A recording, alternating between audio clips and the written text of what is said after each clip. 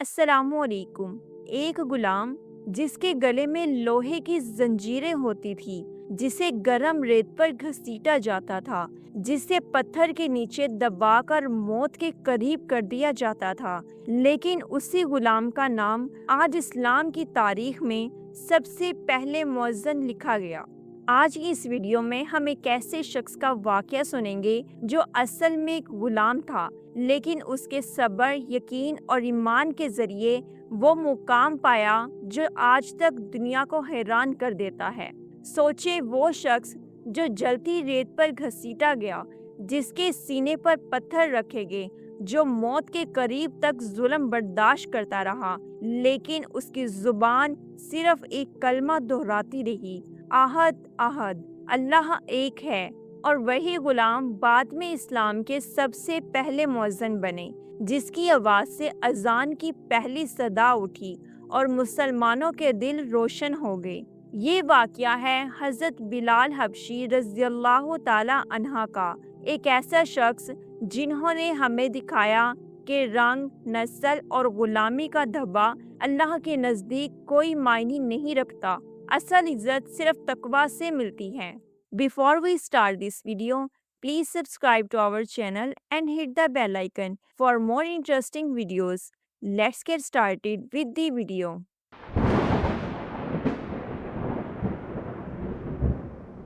حضرت بلال رضی اللہ تعالی عنہ کا اصل ملک حبشہ تھا۔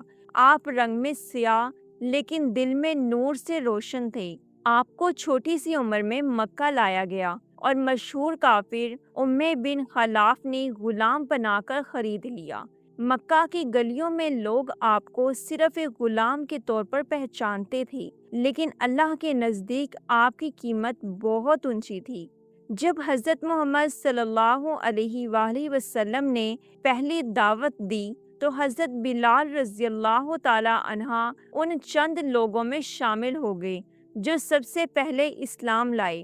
آپ نے صرف ایک جملہ کہا جو آپ کی زندگی کا نعرہ بن گیا: احد احد، اللہ ایک ہے۔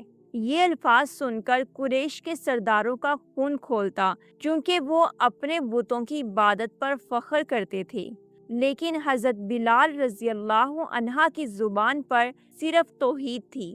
پھر شروع ہوا سب سے سخت امتحان۔ امیہ بن خلف آپ کو جلتی ہوئی ریت پر لٹا دیا، گرم لوہے کی زنجیر آپ کے گلے میں ڈال کر شہر کی گلیوں میں گھسیٹا جاتا، کبھی آپ کے سینے پر اتنا بڑا پتھر رکھا جاتا کہ سانس لینا مشکل ہو جاتا، لیکن ان تمام عذابوں کے باوجود آپ کے زبان سے نکلتا تھا: احد احد۔ سوچیں وہ منظر جب ایک غلام گرم ریت پر تڑپ رہا ہو اور لوگ ہنس رہے ہوں، لیکن اس کی روح اللہ کے یقین سے اتنی مضبوط ہو چکی ہو کہ زندگی یا موت اسے ہلا نہیں سکتی۔ یہ منظر دیکھ کر نبی کریم صلی اللہ علیہ وآلہ وسلم کے سب سے قریبی دوست حضرت ابوبکر صدیق رضی اللہ تعالی عنہ کا دل پگھل گیا۔ انہوں نے امیہ بن خلف سے کہا: بلال کو بیچ دو۔ امیہ نے کہا: اس کی قیمت بہت زیادہ ہوگی۔ حضرت ابوبکر رضی اللہ تعالی عنہ نے بغیر دیر کیے قیمت ادا کی اور بلال کو آزاد کرا دیا۔ یہ اسلام کا پہلا غلام تھا جو صرف اللہ کے لیے آزاد ہوا۔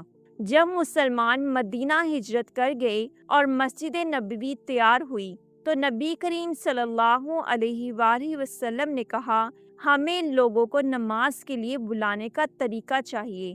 تب اذان کا نظام وجود میں آیا اور نبی کریم صلی اللہ علیہ وآلہ وسلم نے کہا: بلال تم اذان دو۔ اسلام کی تاریخ کا سب سے پہلا لفظ اذان حضرت بلال رضی اللہ تعالی عنہ کی زبان سے نکلا: اللہ اکبر، اللہ اکبر۔ جب وہ آواز مدینہ کی فضاؤں میں گونجتی، مسلمانوں کے دل ایمان اور روحانیت سے بھر جاتے۔